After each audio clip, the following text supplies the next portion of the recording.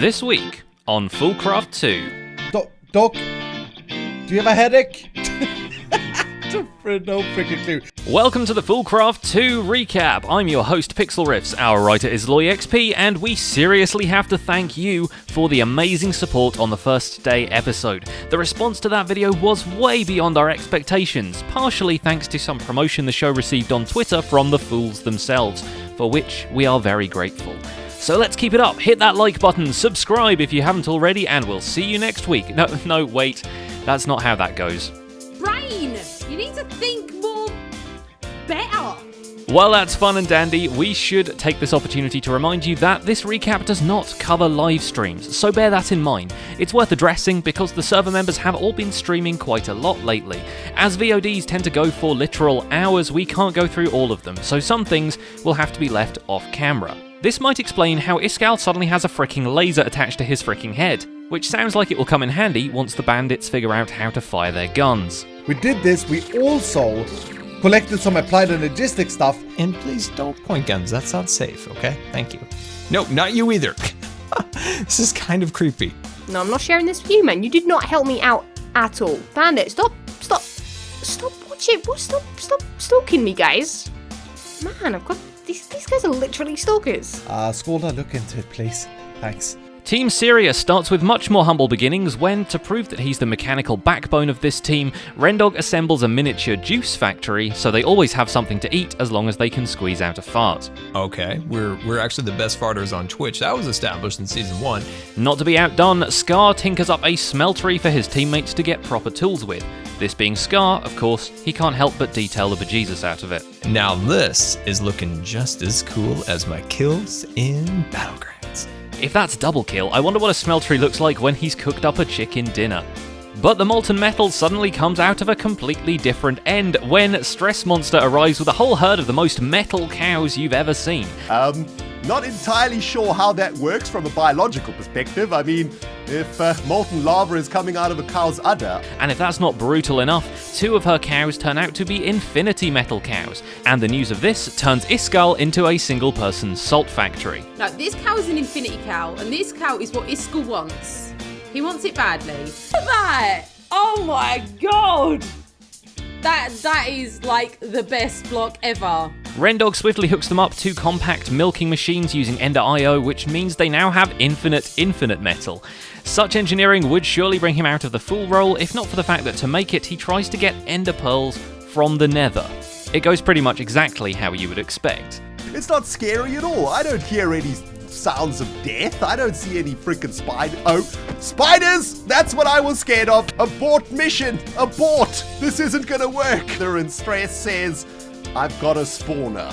Smiley face. So Ren is really tanking into the fool category, seeing as how Stress also manages to research applied energistics enough to assemble a crude yet functional AE storage system. Then again, she goofed about 15 times while doing so. So once again, it's up to you, the audience, to settle this once and for all. Click the iCard in the top right corner and vote in the poll to let us know who you think is the fool on Team Sirius. Farting on the old thought pedestal. Sounds like a good time. If you too are struggling to set up an AE system in your world, Iskall has conveniently structured his episode so it's basically a tutorial on how to make one. Now in this pack, in this configuration, we don't need a controller, for those of you who played with this mod before. We have it in easy mode. Now dudes, don't get scared by this mod, okay? It's not that bad. It's not that bad. What Iskall struggles to figure out is a sufficient power supply, so every now and again his team just loses the access to all the items they put in storage. No big deal. We also have a food crisis going on here. Power is so low we constantly have to switch it off. I could fix that today, but yeah, we'll see. Things start looking up when Iskall finds a fluid cow with a mysterious and unpronounceable fuel. Naphtha cows. Doc, meanwhile, finds a different creature to fix all his life's problems, chickens. I just opened the loot bag and there was a chicken egg in there. Oh, wow, okay. We need loot bags. Loot bags. Glowstone chicken, man. Having discovered that loot bags can sometimes contain rare eggs, Doc tries to set up a mob farm using cursed soil, intending to skip the step-by-step progression of chicken breeding. However, despite successfully converting the dirt into more evil dirt, it refuses to spawn anything. The current theories in the comments are that mobs won't spawn in their claimed territory, or that their base is set up in a biome based on a mushroom island, meaning no hostile mobs at all. But a test in a different biome, unclaimed, works fine, so at least that drop of evil he got from the Wither Skeletons wasn't a scam. Present pickaxe in head. I like that. Vintage Beef takes a more hands-on approach to chickens, but before that, he has to deal with the mystic art of which watering can to choose. Ooh, that is good news. Does it work on this too? Peaceful though the gardening life sounds, it's actually all about obtaining copper so they can make more guns, or at least more ammunition. Once he grows bored of weeding the garden for bullets, he sets up a room in the cave base where he can breed a whole flock of increasingly more colourful chickens. Side note, chicken furniture is freaking adorable. Ooh, eggs and poop. I love poop. Lucky for him, XISUMA actually happens to have a functioning loot bag farm already, based off of a slime island and a bunch of borderline vanilla mechanics. It's a great starter farm, so if you're playing the pack yourself, definitely check out X's video about it in the iCards. If you can get away from the bandits, that is. But yeah, we can compact it up, and already actually, I got a legendary loot bag! So chances are there are some special eggs coming their way. It's pretty handy considering X has his own chicken coop too, having settled in a village right underneath his farm and selling all the spoils over at the Daily Quest Lady's shop. His team is also on the way to having an AE storage system, thanks to XISUMA doing a bunch of running around with a meteorite compass. Oh no! No! It's all over now! Or is it because he's hugging me? Oh, thank goodness for hugs, people.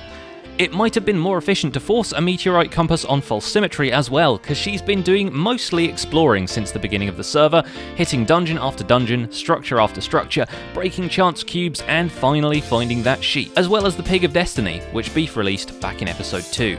I have found the most glorious creature right now. Finally! Where have you been all my life, sheep? This is probably a reference to something that I don't get, but I'm gonna leave him alone. I'm gonna leave him up.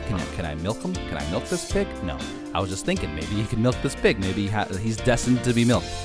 This is like the worst flipping thing. The Pig of Destiny is bad. The Pig of Destiny is bad. Really bad. I wanted to live life a little bit dangerously, not, oh my goodness, I'm gonna die. Okay. Thanks for watching the FoolCraft Recap. My name has been PixelRiffs and our writer is LoyXP. If you want some slightly lighter modded action, check out my latest episode of Harmony with Python GB in the end cards. Don't forget to leave a like to help support the channel and subscribe so you won't miss future episodes of the recap. See you next week, fools!